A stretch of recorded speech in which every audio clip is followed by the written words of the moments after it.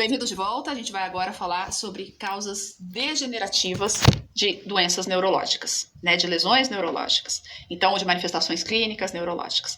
Tem uma porção de causas degenerativas e a mais frequente delas é o distúrbio cognitivo, canino, muito mais documentado, ou felino, mais recentemente documentado.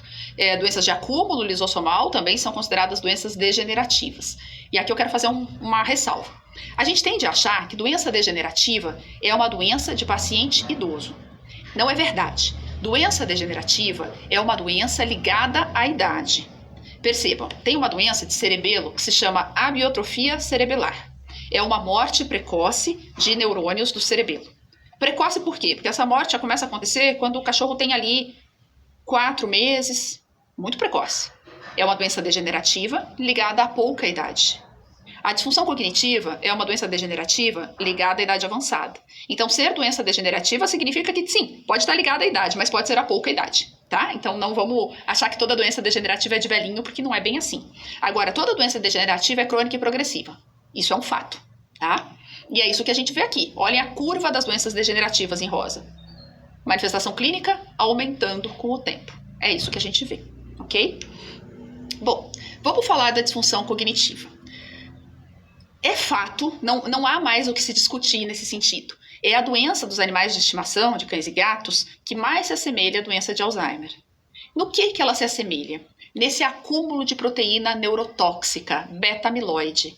Humanos têm o acúmulo dessa proteína, cães e gatos têm o acúmulo dessa proteína. Então, nesse sentido, as doenças se assemelham demais. No que elas diferem um pouquinho? A beta-amiloide, ela se acumula dentro dos neurônios e em torno dos neurônios, vão formando placas de proteína. Também tem uma outra proteína, que é a tal da proteína tal. Ela também se acumula. A gente vê nos cães e a gente vê nos humanos. Vê nos cães e gatos e vê nos humanos. Tem só uma diferença.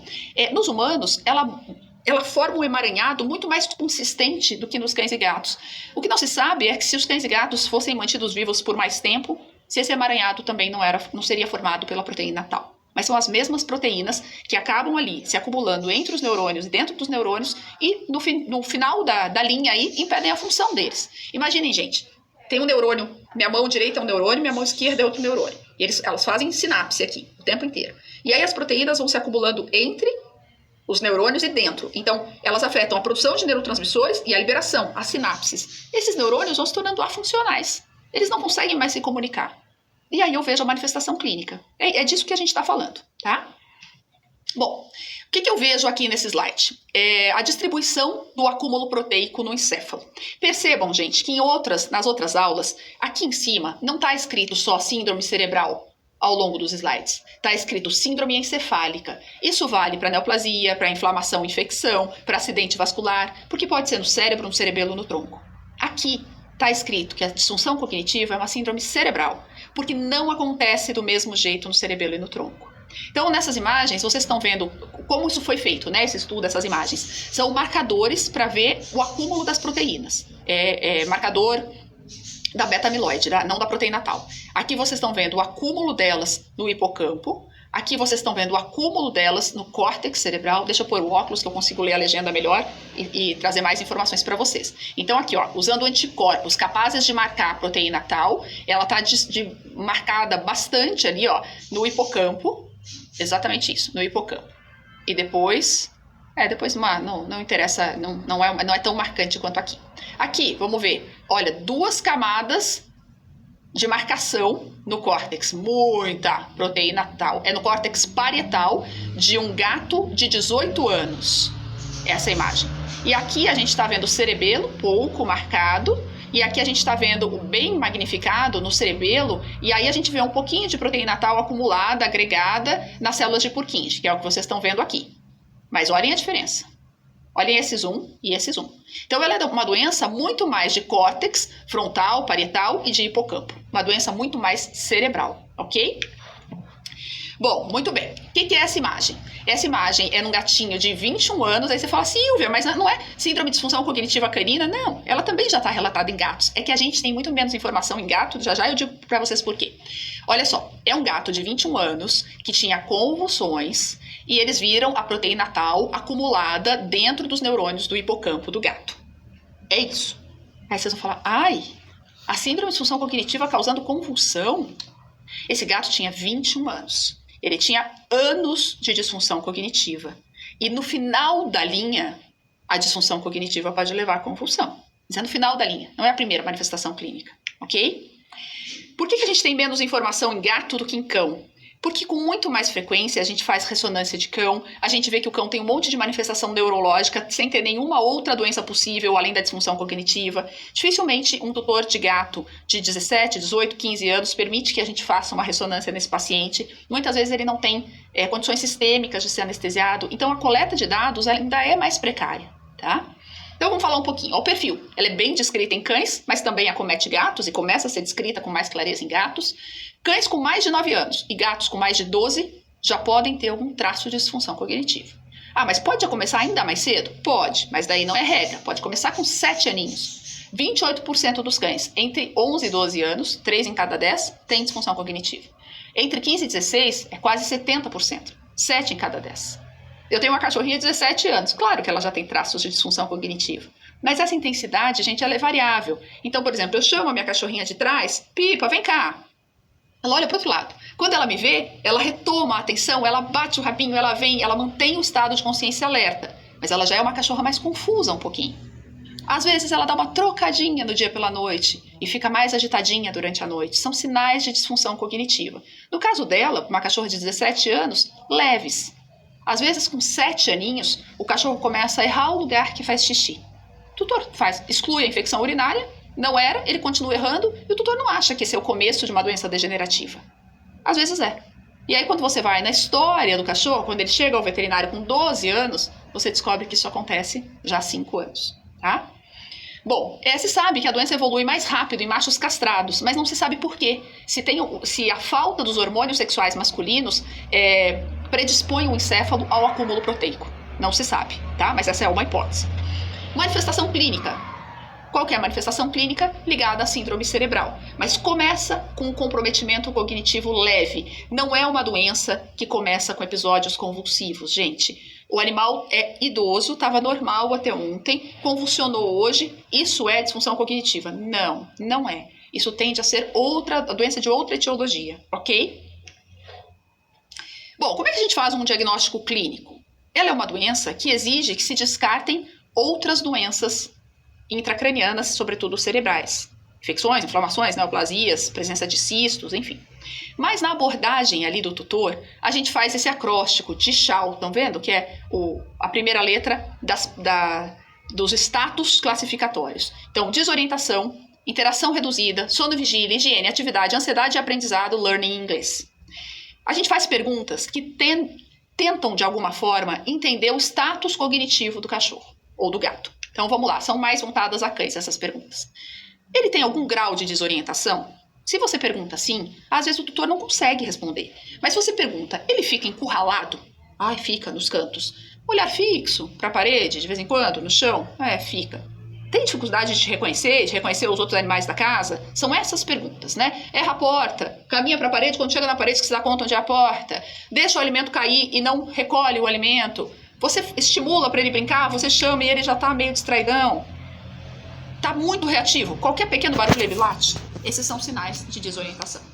E assim a gente vai. Então, interação reduzida. Então, suponha que o tutor vai dizendo, sim, ele pontua em desorientação. Ok, vamos adiante. Ele não gosta mais de carinho, evita contato, tem cada vez menos comportamento de saudação quando o tutor chega, está mais agressivo? Sim, também percebo isso.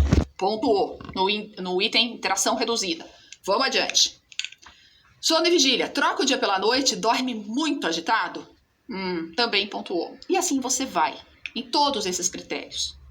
Ele faz cocô e xixi dentro de casa, em lugares que ele não fazia antes. Agora ele não se limpa mais, ele não dá bola, ele senta em cima do xixi.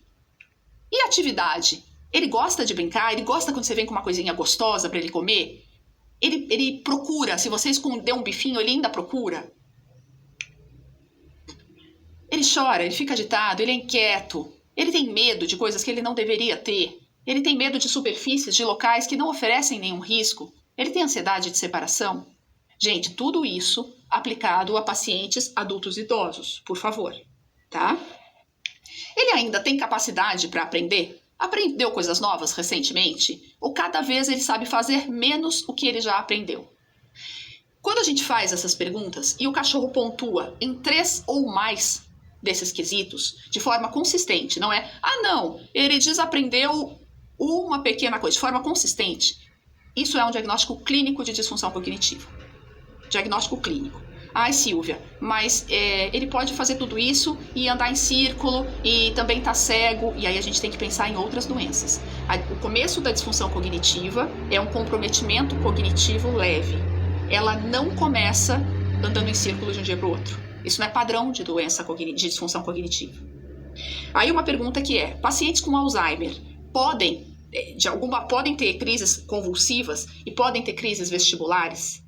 Pacientes com Alzheimer podem ter crises convulsivas e vestibulares ao longo da doença. Não é assim a manifestação inicial da doença. Vale o mesmo para os nossos pacientes.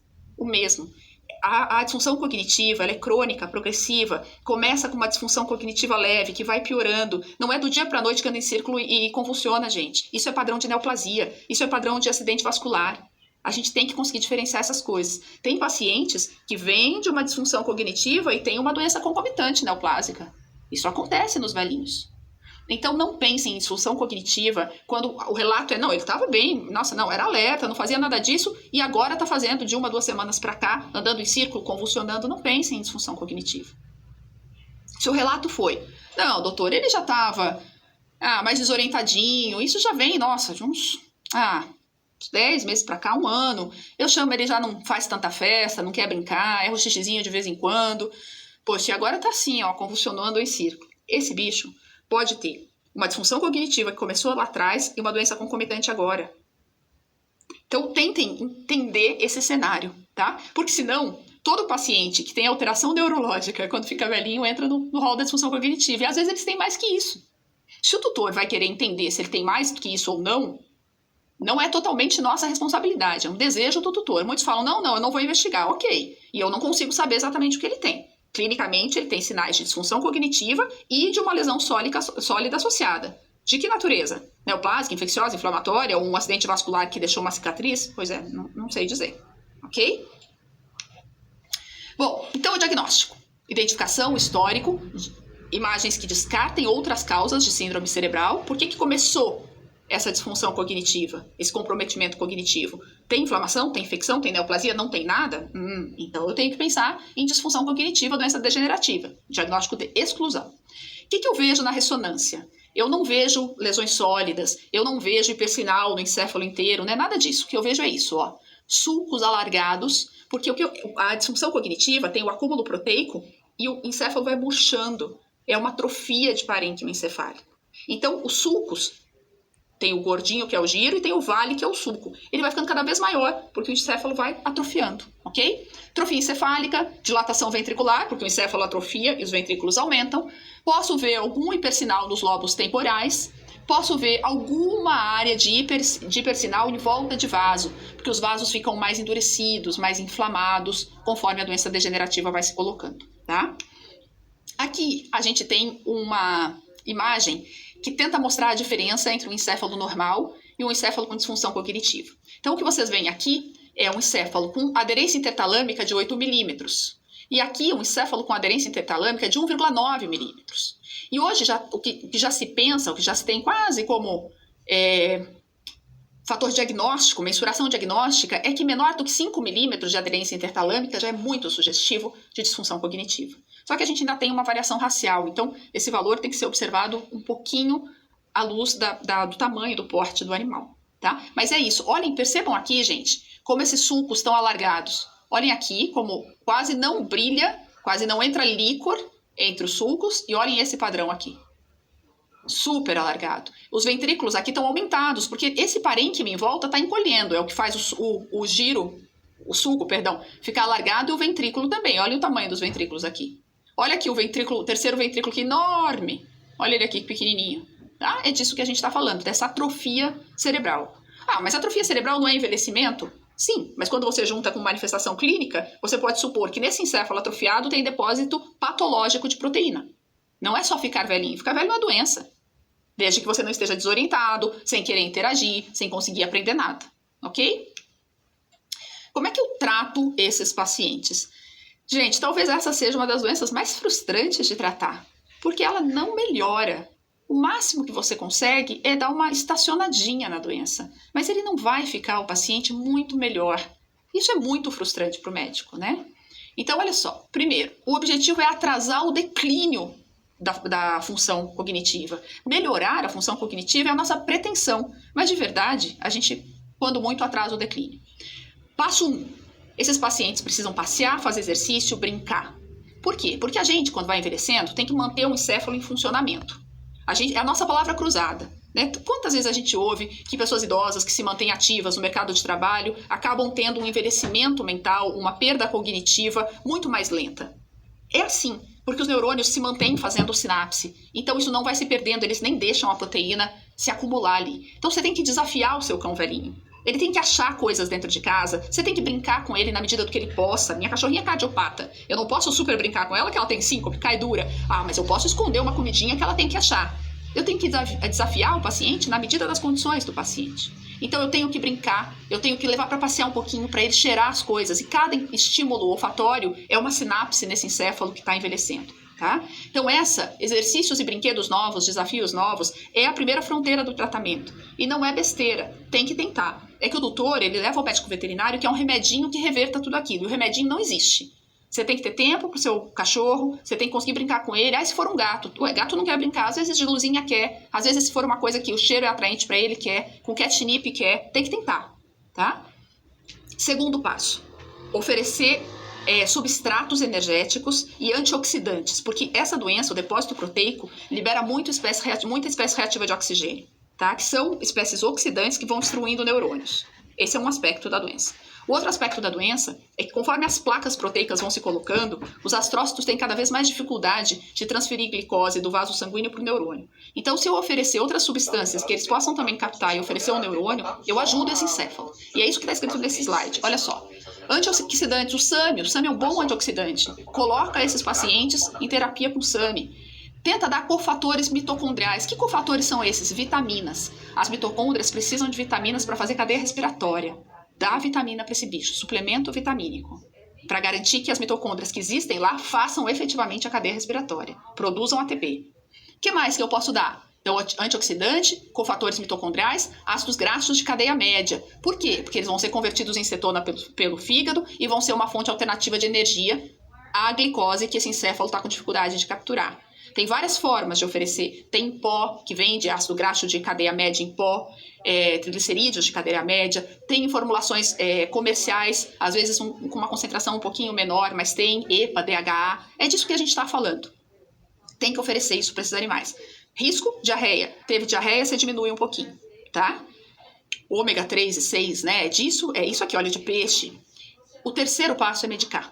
Só que não é isso que o doutor quer. O doutor quer que você medique. Ele não quer fazer o resto, tá? E isso é muito... Porque ele também já tá cansado. Não é porque o doutor é mau. É porque cansa, gente. Quem já teve um paciente com disfunção cognitiva já moderada, não mais leve, como eu descrevi da minha cachorrinha, que é bem leve, sabe o quanto é cansativo. Esses pacientes, eles vão urinando em qualquer lugar, eles pisam em cima, às vezes eles deitam, você chama, eles não vêm, eles rejeitam a comida, não se interessam pela comida, é bastante cansativo, tá? Então, de fato, o doutor quer um remédio. Existem muitos remédios possíveis. Pus aqui uma listinha para vocês. Deixa eu pôr o óculos para conseguir ler a listinha. Isso é de um paper que vocês estão vendo ali, ó, doses para drogas comportamentais, para terapia comportamental de pets idosos. Porque, no fundo, a gente está falando de disfunção cognitiva, de comportamento, de aprendizado, tá? Olha só. Ah, então eu posso dar qualquer uma dessas drogas? Não, não é assim. Depende. O que o seu cão tem de manifestação clínica? Então, vamos lá. O que é a seleginina? A seleginina é um inibidor da MAO, que é uma enzima. Quando você inibe a MAO, você deixa o neurotransmissor mais tempo na fenda sináptica. Então, se eu tenho um paciente que eu preciso que tenha melhore a sensação de bem-estar, ele tem um distúrbio de ansiedade, ele está um pouco prostrado, eu posso dar seleginina. Propendofilina, eu melhoro a CDS.